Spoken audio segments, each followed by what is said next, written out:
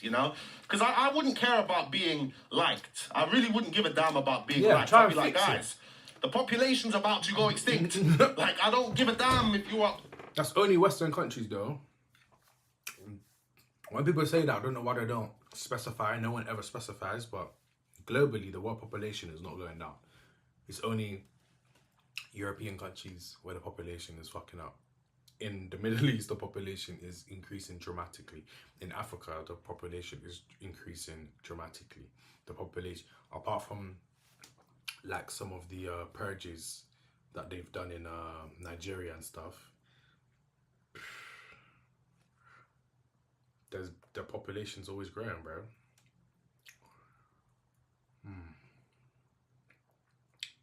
Yeah, but being a dictator of the UK, he asked me what would I do? What would I do? I would definitely 100% agree with him about rewarding families. So what I would probably do is, like I said, I'd either take the property off of the landlords and then shot them to the public for a proper price, and then obviously expunge the landlord's debt from what they incurred from the ridiculous prices. And then, yeah, like I said, an audit every year of the British government spending should be provided every year for every single thing they do, every sector of society. So the roads, the bins, everything. Even schools, like everything, audit. How much money, where's the money going every single year? And then obviously now, for example, the people that do the roads, people obviously get crap companies, which are usually the politician's friends company, to basically do the job that the council is supposed to do, and then do it for dirt cheap and then split the bread. So what they would need to do is give, we would actually find the best person for the job, so that the chances of potholes become near minimal to zero. So we'd actually invest into science. So you'd actually invest into science to make better roads. How are we going to make better roads that last 100 years? That's what you would invest in. So all that money that is just being spent just to be siphoned off would be invested in research and development into us making roads that last X amount of years. Once that's provided, test it in small cities, do it quickly, let it run for a couple of years, see how that goes. Obviously, in the meantime, fix the roads how they are. And then after 5 years, if that road's patterned, then boom, roll it out. If it lasts that 5 years or however X many years you say it's going to last, obviously during those 5 years, you're going to still be improving it, right? So once you get that improved version now, boom, you roll it out across the whole country, make the whole roads better. And you'd probably even restructure the roads, because right now they take our road tax and then lock off more of the roads to make them into pedestrian walking spaces or pedestrian areas. And it's like, bro, I pay road tax to drive, and you're making my driving experience worse because you don't fix nothing and you're locking off the routes for me to get to where I want to go. So you're wasting my bread, bro. That's what you're doing. You're wasting my fucking money, bro. So yeah, that's what I do. Audit every year, and then invest in sciences to make things last longer, better, etc. So that things become cheaper, so that we don't have to spend no money on it, because obviously the government provides the money. And then yeah, you just be stopping the wealth extraction. Stop the wealth extraction and allow the money to basically generate more in the community in the UK. Why do they keep locking off my flipping? Yeah. Oxford's got 15-minute cities. I don't know why this thing, whenever I talk about audits and stuff, they keep locking off my live. This note is unclear. I'm so sure I got these restrictions. Yeah. But anyway, let's go. Don't care, bro. We need to buck up our ideas and start this. But this is made by an Australian news company. It's going to be interesting to see their perspective on things, because I know a few men who've moved to Australia. No pun intended. But a few men who've moved to Australia, they're all white. No surprise there. But they've all moved to Australia, and they seem to be loving it out there. You know, I don't know why.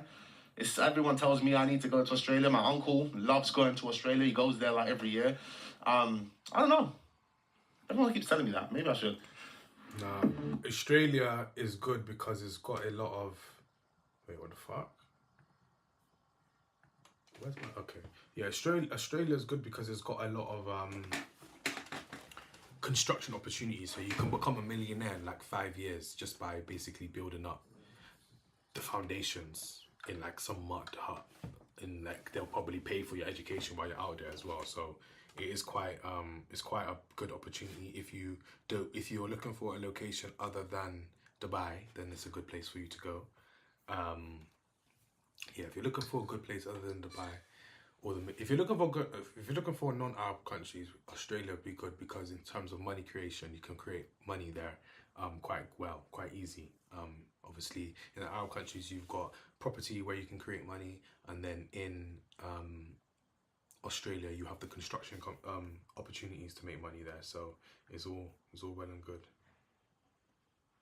Man said, yeah, I can see your messages still. 50-minute cities in Oxford, they've got one rolling out soon.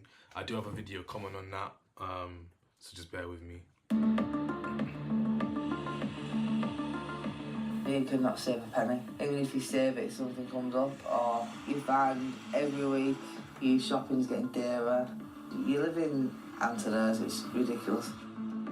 Yeah, the price of things are insane now, guys. Like, just anything, just everything. I'll look at the price of, for example, okay, I was out with my sister yesterday, all right? And cool, I wanted Shake Shack, but she was like, I'll go to McDonald's, and she'll get McDonald's instead and come back because she felt like McDonald's, bro. And, bro, the price difference, like, we got near enough the same items, you know what I mean? And she paid £12 in McDonald's, I paid £16 in Shake Shack. Why on earth would I go to McDonald's when it's for £4 more? I get better quality, more premium product. I don't know. Like, the price of things just doesn't make sense anymore. Nothing makes sense. It's like, wow, petrol being £1.60 a litre, that's normal now. For unleaded, that's normal. Like, that's the new norm now. Like, what? When was this the norm? What, just because of the Strait of Hormuz, but BP's making record profits? What? None of this makes sense. For almost 14 million people, this is the harsh reality of life in the United Kingdom. It's the uncollected bins, but the council tax going up. We can all relate to that. a country where the poor are getting poorer. We are, what, the 6th richest country in the world, and we've... That is complete bullshit. We are, but let me tell you this, okay? A lot of these councils are bankrupt. I did a video on it. A lot of these councils are bankrupt because they're repaying interest on bad loans. Like, they took out loans to do projects. The projects obviously flopped because the money was just being siphoned off. And they're paying these things back, what they call, not liable loans. Yeah, I explained what siphoning was in my previous I don't think video. it's liable. Siphoning is when, for example, a politician, let's say, use the example of potholes. So somebody, the chief of road infrastructure in the government, they are given a budget every year to basically sort out the roads. They organize it. They basically organize the organizer of each council to say how much money they're going to spend every this year on doing what road tasks, etc. So he's been given X amount of money to basically make this happen. So obviously you can either pay a private company to do it, or you can employ government workers to do it. What this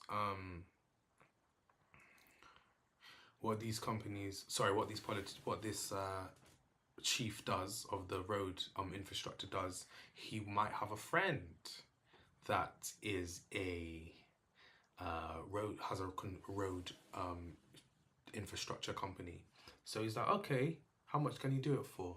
And then he will quote a very high price. And then what they'll do is they'll spend the least amount of money they possibly can, and then the rest of that money they'll split it between them. So the chief has the money, and his friend that has the company has the other half, and then the least amount was spent on basically doing the road work. And that's what siphoning is. So if you ever hear anyone saying siphoning, that is what siphoning is. So it's broad day robbery.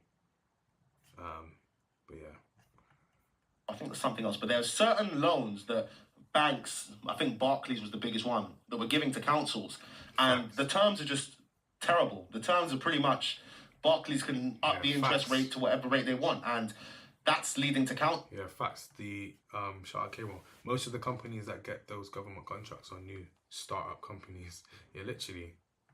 councils having to cut services and increase council tax because they're busy paying off these loans that they have to pay off for projects that are non-existent, that failed, bad investments. There was one council that invested like £500 million into a solar farm, and every year it doesn't even cost them £500 million to run the council.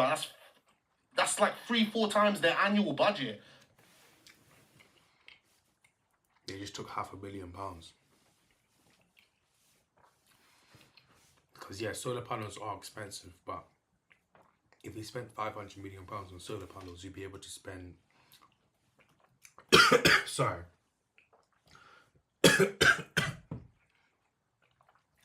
You'd be able to power the whole of the UK and more. Scotland, Wales.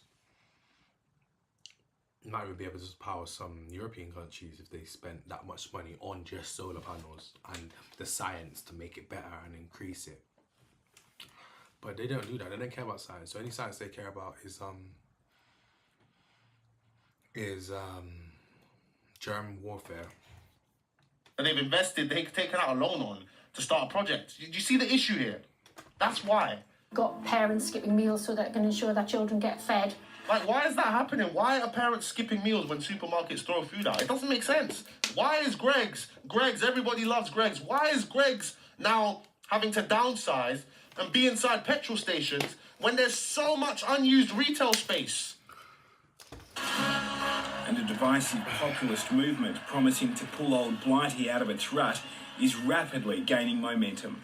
This government is deep in crisis. People have lost patience with the political establishment in this country. They will... Blood. The political establishment is more than just Labour. Is all of you lot. All of you lot have the same master. So you're gonna do the same shit. You care about the same stuff. So the stuff that's fucking us over, you're gonna keep the stuff. You're gonna continue to do it. But the stuff that doesn't affect us, that's what you'll change. Do we really think Reform UK is going to win? Do we really? I think... Yeah, the UK is a... the UK can see the future because it copies America. So how America just went, the anti-establishment guy, Trump was a borderline dictator, but then he got reeled in. He got compromised, and now he's acting the way he's acting, doing the madness that you're just like, what the fuck? But, I forgot what I was going to say. What, is local elections coming up? Let me see. I think on the May... let me not even say the date, because then I might give away my location. Okay, I've got my VPN on, so I can't. But yeah, local elections. I'm voting... you know who I'm voting for, guys? You guys want to know who I'm voting for? I'm voting for Ian or Elaine.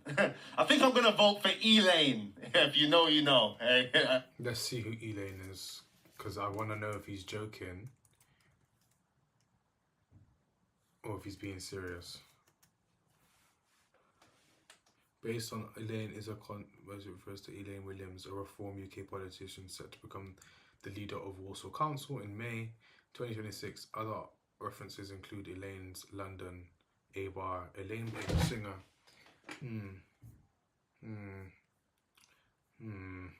Elaine Williams, Reform. Elaine Ruth Williams, damn. So this is who Tanks is voting for.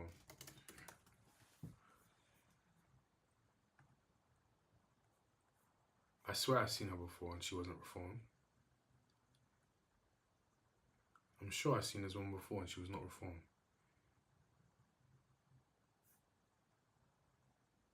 Yeah, that's weird. I don't believe it. UK elections. Election results live.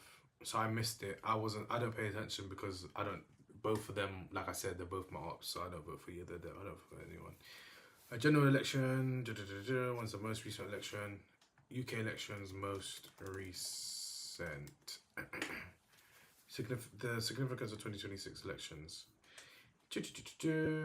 How Britain is governed is a question. Across software, numbers. Okay. Okay, I'm gonna have to go TikTok for this, because it's too much reading.